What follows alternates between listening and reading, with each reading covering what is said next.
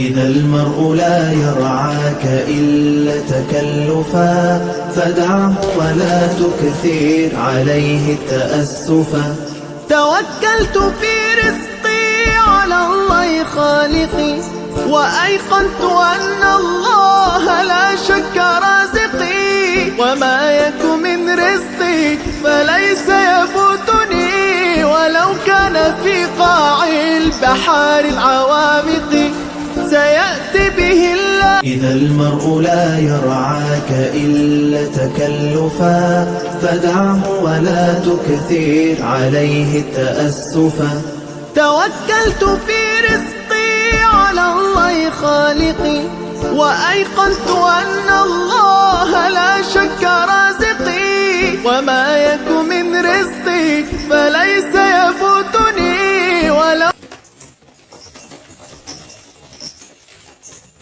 إذا المرء لا يرعاك إلا تكلفا إذا المرء لا يرعاك إلا تكلفا فدعه ولا تكثر عليه التأسفا.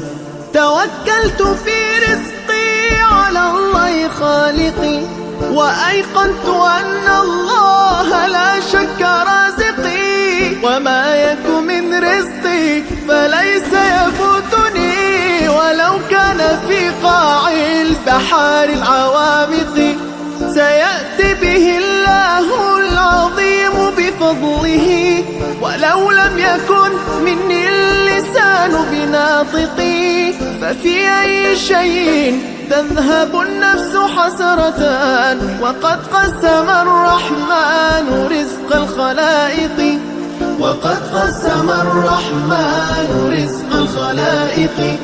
إذا المرء لا يرعاك إلا تكلفا فدعه ولا تكثر عليه التأسفا. إذا المرء لا يرعاك إلا تكلفا فدعه ولا تكثر عليه تأسفا، ففي الناس أبدال وفي الترك راحة، وفي القلب صبر للحبيب ولو جفا، فما كل من تهواه يهوك قلبه، ولا كل من صافيته لك قد صفا، إذا لم يكن صفو الوداد طبيعة